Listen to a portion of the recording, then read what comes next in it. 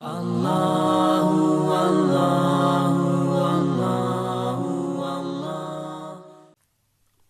زخرف مکی صورت ہے، ہجرت سے پہلے اس کا نزول ہوا۔ قرآن پاک کی ترتیب کے اعتبار سے اس کا نمبر 43 ہے، اور قرآن پاک کے نازل ہونے کے اعتبار سے اس کا نمبر 63 ہے۔ اس میں 89 آیات ہیں، 7 رکوع ہیں، 3400 حروف ہیں۔ بسم اللہ الرحمن الرحیم، اللہ کے نام سے شروع جو نہایت مہربان رحم والا۔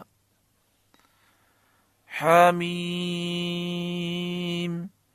حروف مقطعات جن کے معنی اللہ جانتا ہے، اللہ کی عطا سے اس کے محبوب کریم صلی اللہ علیہ وآلہ وسلم جانتے ہیں۔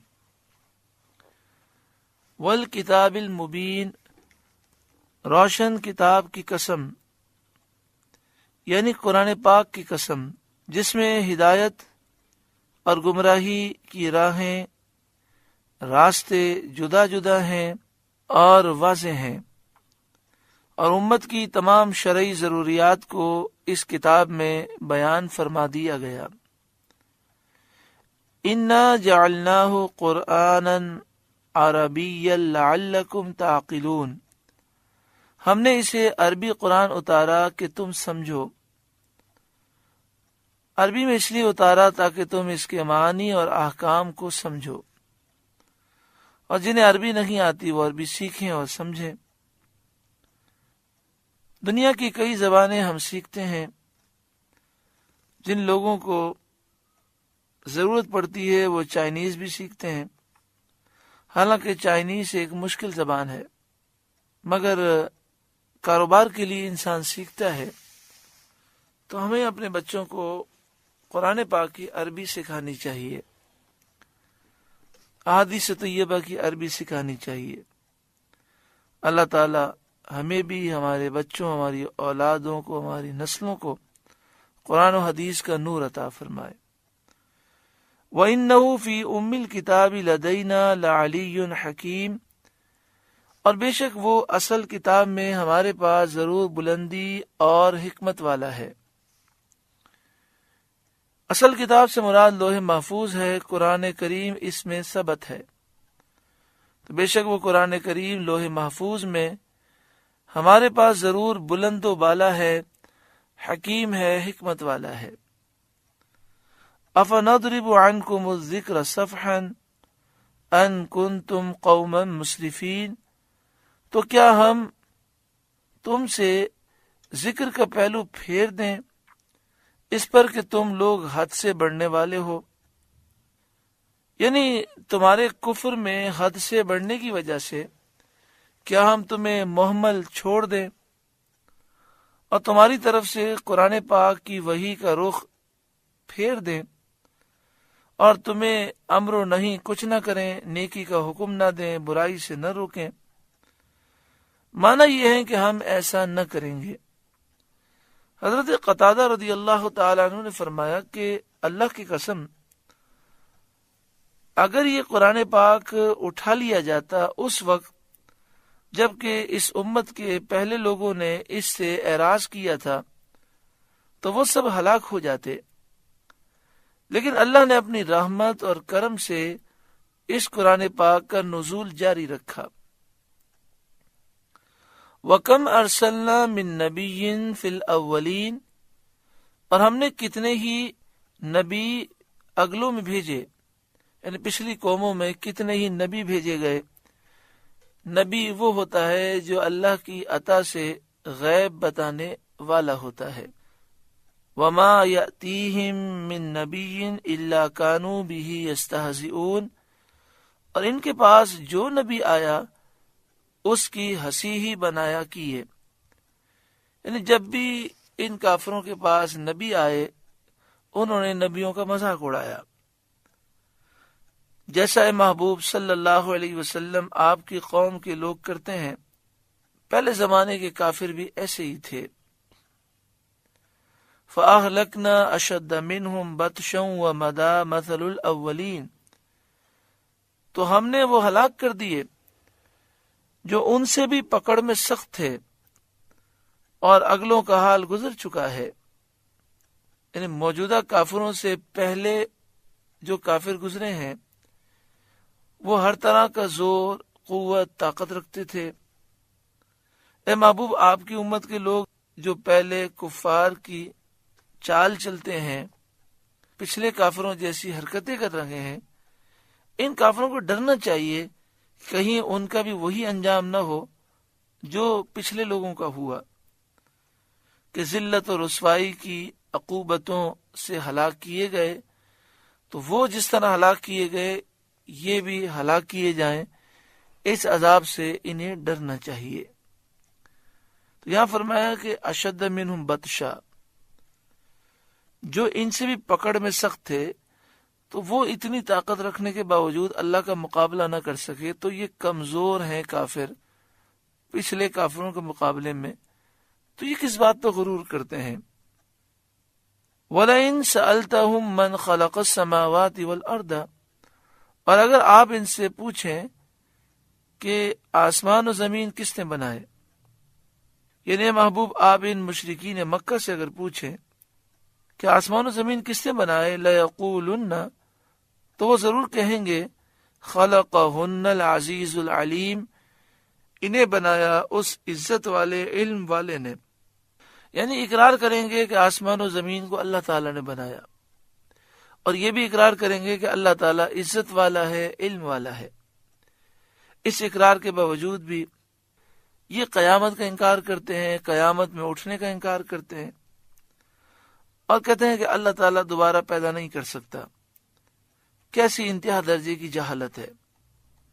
آگے اللہ تعالیٰ اپنے اظہار قدرت کے لیے اپنے مصنوعات کا ذکر فرماتا ہے، اپنی مخلوقات کا ذکر فرماتا ہے، اور اپنے اوصاف و شان کا اظہار فرماتا ہے۔ الذی جعل لکم الارض مہدا، وہ جس نے تمہارے لیے زمین کو بچھونا کیا، وجعل لکم فیہا سبلا لعلکم تہتدون، اور تمہارے لیے اس میں راستے کیے کہ تم راہ پاؤ، سفروں میں اپنے منازل اور مقاصد کی طرف تم راستہ پا سکو۔ اللہ نے زمین میں راستے بنائے۔ والذی نزل من السماء ماء بقدر، اور وہ جس نے آسمان سے پانی اتارا ایک اندازے سے، یعنی ایک مقرر نظام کے تحت، تمہاری حاجتوں، ضرورتوں کی مقدار پانی اتارا، نہ اتنا کم کہ اس سے تمہاری حاجتیں، ضرورتیں پوری نہ ہوں، اور نہ اتنا زیادہ کہ قوم نوح کی طرح وہ پانی تمہیں ہلاک کر دے۔ فَأَنشَرْنَا بِهِ بَلْدَةً مَيْتًا، تو ہم نے اس پانی سے ایک مردہ شہر زندہ فرما دیا۔ كَذَلِكَ تُخْرَجُونَ، یوں ہی تم نکالے جاؤ گے، یعنی یوں ہی تم اپنی قبروں سے زندہ کر کے نکالے جاؤ گے۔ والذی خلق الازواج کلھا، اور جس نے سب جوڑے بنائے، یعنی تمام اصناف اور انواع، ہر چیز کے جوڑے بنائے۔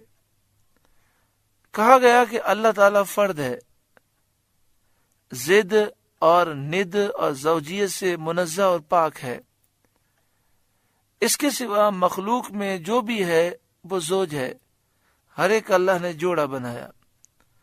وَجَعَلَ لَكُم مِّنَ الْفُلْكِ وَالْأَنْعَامِ مَا تَرْكَبُونَ، اور تمہارے لیے کشتیوں اور چوپایوں سے سواریاں بنائیں۔ لِتَسْتَوُوا عَلَى ظُهُورِهِ، کہ تم ان سواریوں کی پیٹھوں پر ٹھیک بیٹھو، خشکی کے سفر میں اور تری سمندر دریا کے سفر میں۔ ثم تذکروا نعمت ربکم، پھر اپنے رب کی نعمت یاد کرو۔ اذا استویتم علیہ، جب اس پر ٹھیک بیٹھ لو تو اللہ تعالیٰ کی نعمت یاد کرو۔ وتقولوا، اور یوں کہو، سبحان الذی، پاکی ہے اسے، سخر لنا ھذا، جس نے اس سواری کو ہمارے بس میں کر دیا، قابو میں کر دیا۔ وما کننا لہو مقرنین، اور یہ ہمارے بوتے کی نہ تھی، ہم اس پر قابو پانے کی طاقت نہ رکھتے تھے۔ وَإِنَّا إِلَىٰ رَبِّنَا لَمُنْقَلِبُونَ، اور بے شک ہمیں اپنے رب کی طرف پلٹنا ہے۔ آخر کار اپنے رب کے دربار میں ہمیں جانا ہے۔ ہمیشہ ہم زندہ نہیں رہیں گے، مرنے کے بعد ایک وقت وہ آئے گا کہ دوبارہ قیامت کے میدان میں اٹھ کر رب کے حضور ہمیں جانا ہے۔ مسلم شریف کی حدیث میں ہے، سید عالم صلی اللہ علیہ وسلم جب سفر میں تشریف لے جاتے تو اپنی اونٹنی پر سوار ہوتے وقت پہلے الحمدللہ پڑھتے، پھر سبحان اللہ اور اللہ اکبر، یہ سب 3 بار پڑھتے، پھر یہ آیت کریمہ پڑھتے، سبحان الذی سخر لنا ھذا وما كنا له مقرنین وَإِنَّا إِلَىٰ رَبِّنَا لَمُنْقَلِبُونَ، اور اس کے بعد اور دعائیں پڑھتے۔ ایک دوسری روایت میں یہ ہے کہ نبی اکرم صلی اللہ علیہ وآلہ وسلم جب سواری پہ سوار ہوتے تو 3 مرتبہ پڑھتے بسم اللہ بسم اللہ بسم اللہ، پھر 3 دفعہ پڑھتے اللہ اکبر اللہ اکبر اللہ اکبر، پھر 3 دفعہ پڑھتے الحمدللہ الحمدللہ الحمدللہ، پھر 3 مرتبہ پڑھتے سبحان اللہ سبحان اللہ سبحان اللہ، پھر 1 دفعہ پڑھتے لا الہ الا اللہ لا الہ الا اللہ، پھر سواری کی دعا پڑھتے۔ یہ بھی حدیث پاک میں ہے۔ اسی طرح حدیث پاک میں یہ ہے کہ سواری پر جب انسان سوار ہو تو 1 دفعہ یہ کہہ دے بسم اللہ والحمد للہ، تو جب تک یہ سفر جاری رہے گا ہر قدم پر انشاءاللہ نیکی ملے گی۔ جب گھر سے باہر نکلیں تو حفاظت کے لیے خاص طور پر جب سواری پر سواری کی دعا پڑھ لیں تو ساتھ میں یہ بھی پڑھ لیا کریں بسم اللہ توکلت علی اللہ لا حول ولا قوت الا باللہ، اور 3 دفعہ پڑھ لیں یا حفیظو یا حفیظو یا حفیظو۔ بعض بزرگ فرماتے ہیں کہ ایک شہر سے دوسرے شہر جائیں تو یہ وظائف پڑھنے کے ساتھ ساتھ یہ بھی پڑھ لیں کہ 51 مرتبہ 51 مرتبہ بسم اللہ الرحمن الرحیم پڑھ لینا چاہیے، اس سے حفاظت ہوتی ہے۔ جب ہم گھر سے باہر نکلیں، چاہے وہ سفر مختصر ہو چاہے طویل ہو، ہمیں چاہیے کہ ہم آیت الکرسی پڑھیں، اس کے بعد سورہ کافرون پڑھیں، سورہ نصر اذا جاء نصر اللہ پڑھیں، پھر سورہ اخلاص قل هو اللہ احد پڑھیں، پھر سورہ فلق اور پھر سورہ ناس پڑھیں۔ ہر سورہ سے پہلے بسم اللہ پڑھیں اور پھر سورہ ناس کے بعد بسم اللہ پڑھیں، تو انشاءاللہ حفاظت ہوگی۔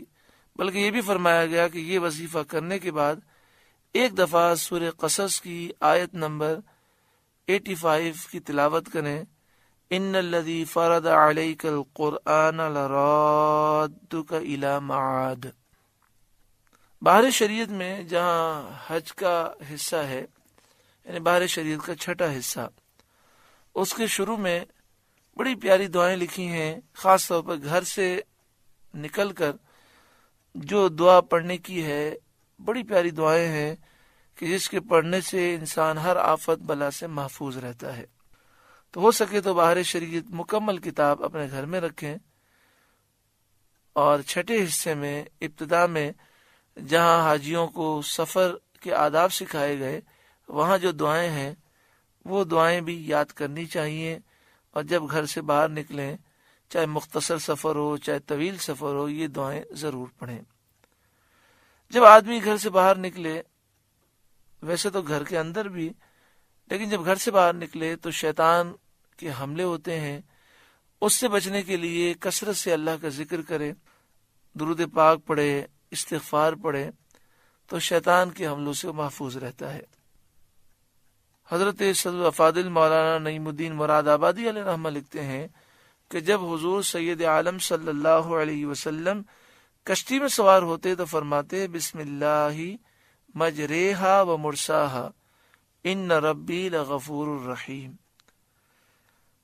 آگے شاید فرمایا وَجَعَلُوا لَهُ مِنْ عِبَادِهِ جُزْءًا، اور اللہ کے لیے اس کے بندوں میں سے ٹکڑا ٹھہرایا. یعنی کافروں نے اس اقرار کے باوجود کہ اللہ تعالیٰ آسمان و زمین کا خالق ہے، وہ علیم ہے، وہ عزیز ہے، لیکن انہوں نے یہ ظلم بھی کیا کہ فرشتوں کو اللہ تعالیٰ کی بیٹیاں بتایا. اولاد صاحب اولاد کا جز ہوتی ہے، اولاد باپ کا جز ہوتی ہے. ان ظالموں نے اللہ تعالیٰ کے لیے جز قرار دیا اور فرشتوں کو اللہ کا جز قرار دیا. کیسا عظیم ظلم کیا، کیسا عظیم جرم کیا. ان الانسان لکفور مبین، بے شک آدمی کھلا ناشکرا ہے جو ایسی باتوں کا قائل ہے، یعنی جو کافر ہے وہ کھلا ناشکرا ہے، اس کا کفر ظاہر ہے. سورہ زخرف کا پہلا رکوع مکمل ہوا. اللہ تعالیٰ اس کے نور سے ہمارے قلوب کو روشن و منور فرمائے. اللہ